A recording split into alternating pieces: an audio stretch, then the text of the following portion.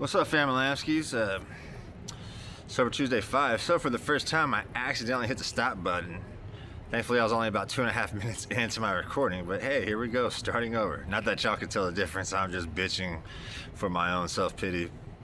So today was a day, nothing out of the ordinary going on today. Woke up at 6:30, ate my breakfast, went for my walk. I had chorizo and eggs for breakfast. Went for my walk. Listen, there's like all kinds of true crime news coming out, especially the Tepe murders. Spencer and Monique Tepe were murdered in Ohio December 30th, and it turns out Monique's ex-husband from 2015 drove 7.5 hours from Chicago to come and murder them, and we don't know how he got into the house. We don't know if there's been any kind of communications going on between him and Monique leading up to the murders, because it's kind of weird that he would just randomly show up 7-8 years after the divorce. Anyway, total simp, piece of shit. He's gonna get life without parole or the death penalty. Hopefully he gets the death penalty, but everyone's pussy nowadays, so we can't do that. They'll just use the death penalty to get him to plead to life without parole. Which, I mean, life without parole ain't no party either, but the thing about the death penalty that people don't understand, the death penalty, I mean, who wants to spend the rest of their life in prison?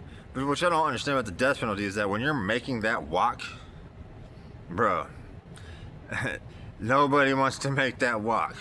I'm sorry, that's the ultimate form of punishment for these demons. They gotta make that walk. They gotta know when they're gonna die. They don't get to just sit around and wait to die. No, they gotta think about knowing that they're gonna die. And to me, that's a beautiful punishment for a lot of these demons. Brian Koberger for sure should have got the death penalty. I know the families didn't want to go through a trial, but I mean, what's the point of the death penalty then?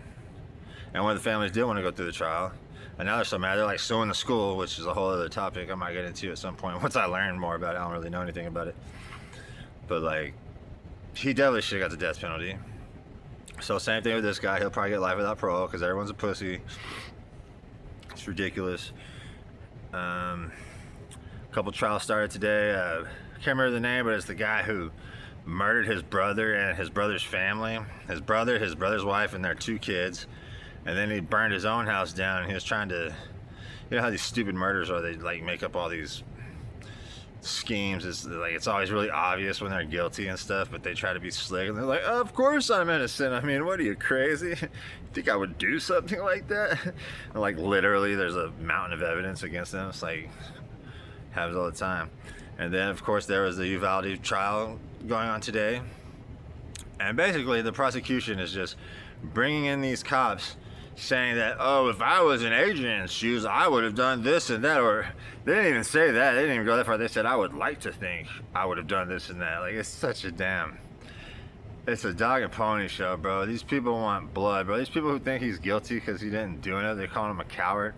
Bro, these people, they don't understand the meaning of the phrase, easy for you to say. You weren't there. You don't know shit, man. I've been in shootouts. I was in one hardcore shootout when I was in Afghanistan. We were ambushed, and thankfully none of us died. A lot of them died. A couple of us got injured for life. I almost was killed, but thankfully I had like that much glass. I was like bulletproof. So I've been shot at literally. Like, I've had a bullet like about as far away from my face as this phone is from my face as I record this video. And so these people don't understand. The armchair quarterback, these Monday morning quarterbacks, well, he's just a coward. Like, what do you know? You weren't there. You don't know shit. Like, these people want blood in spite of justice. To them, justice is a nuisance. Justice is a barrier getting in the way of their need for moral gratification, because they want to say, he's a coward, he should have done this. All they're really trying to say is, ooh, look at me, I'm a good person, he's a bad person. That's how these people get on my fucking nerves, man. Like, it's the same thing. Like when Karen Reed was on trial, and when she was facing charges before trial, I knew she was innocent. I mean, I will give credit to Turtle Boy, even though I can't stand him, but he's not all bad, I guess. He did, expose her case a lot to a lot of people, including myself. So like, it's really obvious that she's not guilty. that in fact she's innocent. And so the same thing with Adrian Gonzalez in the Uvalde case. They had this police officer who was one of the guys who shot the guy, and he had this harrowing story because his daughter was a student of the school. So he was off duty. He didn't even work in the same county for the same police department, but I don't know the geography down there.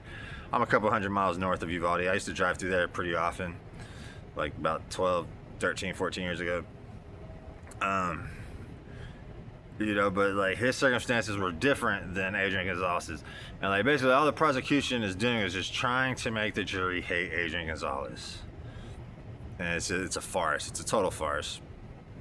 And then the au pair trial started. So the au pair trial is this dumbass dude and his wife are living, doing their family thing. They hired this chick to like be a babysitter nanny, and of course she's kind of cute, ain't gonna lie. So he starts smashing on her, and instead of getting a divorce, he's like, hey, maybe we just kill my wife and we'll set this guy up, kill both of them, and make it look like he was killing her or that he had killed her, and then I'll kill him, and then we'll call the cops and say, yeah, he killed my wife. I walked in on him killing my wife, so then I killed him.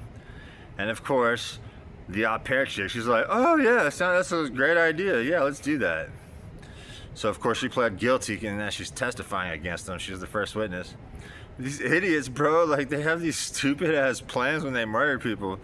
He said he couldn't get a divorce. It's like, so you can't get a divorce, but you don't mind going to prison for the rest of your life, getting raped in your you-know-what. And by you-know-what, I mean your ass. You're going to get ass raped. How is that preferable to getting a divorce?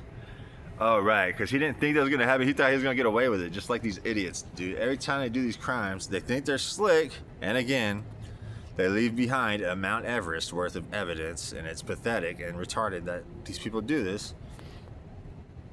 And that should be a mitigating factor for death penalty, honestly. The death penalty should be legal in every state. And if someone is this stupid, that should be, or an aggravating factor, my bad. If you did something so stupid and heinous, not only is it heinous, it's also extremely retarded, that should be an aggravating factor for death penalty. I'm sorry. So not only are you evil, you're also retarded. Like, there's no way no reasonable person would have ever thought they would get away with this.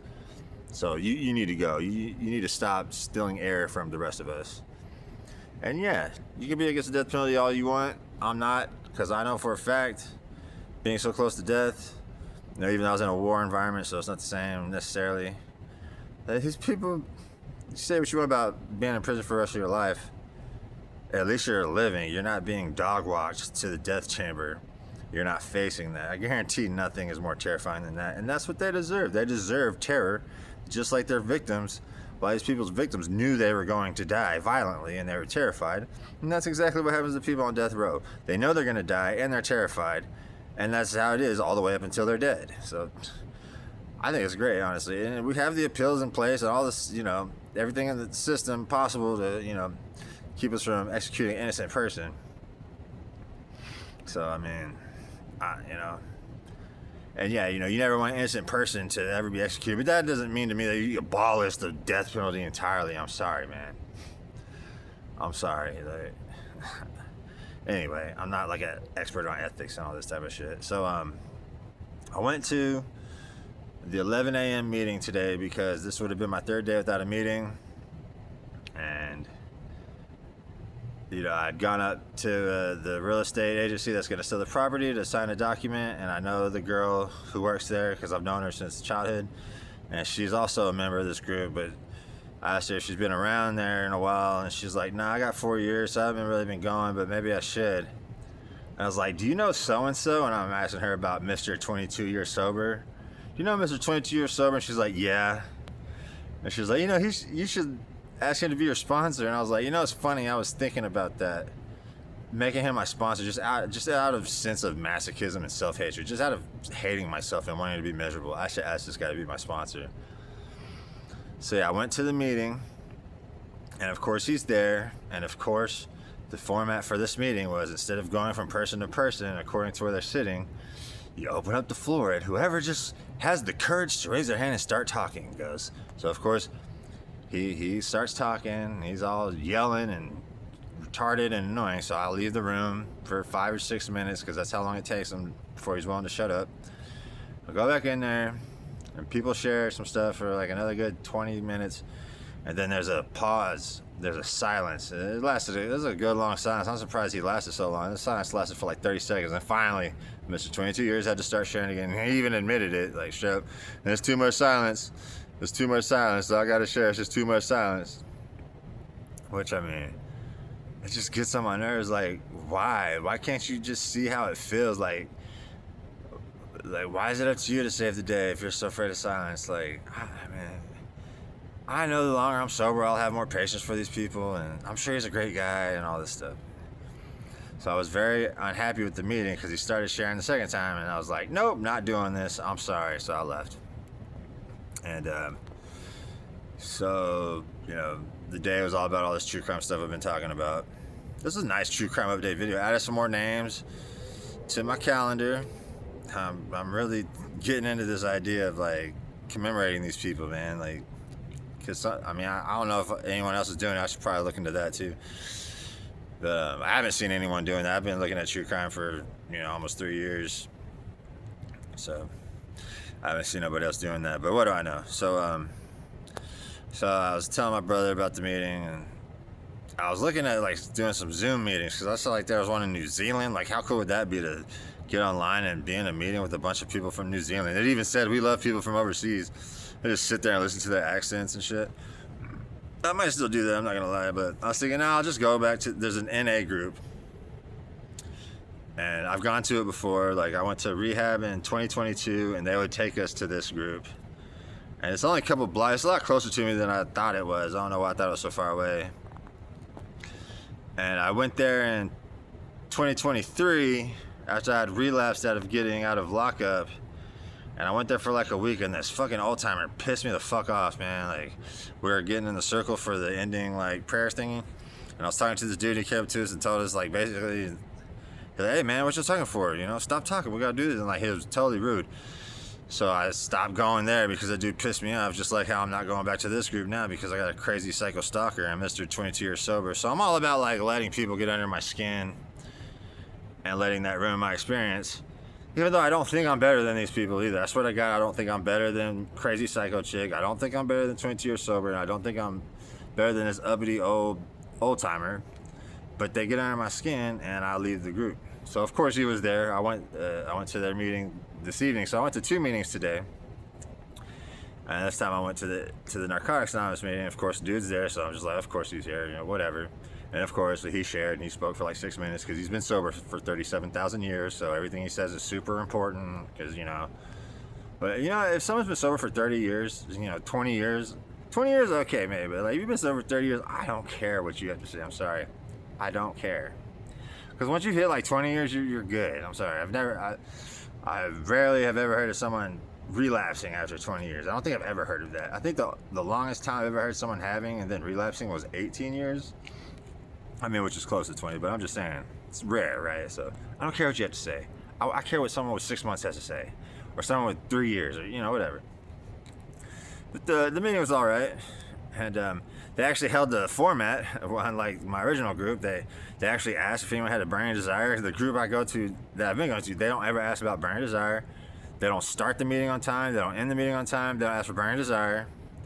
So this one like acknowledged that an hour had passed and it was time to end the meeting. And they asked for burning desire, and I like the way they do the ending prayer more. Because at my original group, we just stand where we're at. There's no embrace, no hand holding, no nothing, which to me is just kind of like whatever. So this group, we don't hold hands, but we put our arms around each other's shoulders and stuff. So I think I'm gonna be a Narcotics Anonymous refugee, even though they annoy me with their whole alcohol's a drug too. Alcohol's a drug too. But yes, alcohol is a drug. Actually, alcohol is the king of drugs. That's why it deserves a second. That's why it deserves its own category, because it's way more hardcore than heroin, anything, even fentanyl. Yeah, more people die of fentanyl, but how many people get in car wrecks? How many people beat their wives off of fentanyl? Okay, exactly. Alcohol is the king of drugs. Okay, so anyway, now I'm on my 3rd walk. Still no word from the job yet. I had to do another electronic signature earlier, so hopefully I hear something within the next 2 days. Anyway, thanks for listening, y'all. Talk to me later.